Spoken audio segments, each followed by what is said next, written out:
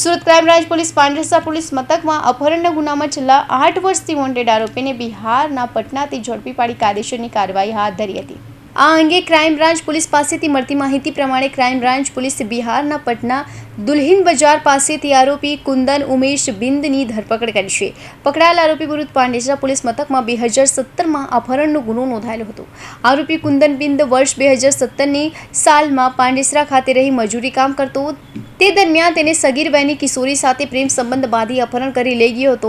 તે અંગે સગીરાના માતા પિતાએ પાંડેસરા પોલીસ મથકમાં ફરિયાદ નોંધાવી હતી, જેથી આરોપી પોતાની ધરપકડ ટાળવા નાસ્તો ફરતો હતો। હાલ પોલીસે આરોપીની ધરપકડ કરી કાયદેસરની કાર્યવાહી હાથ ધરી છે।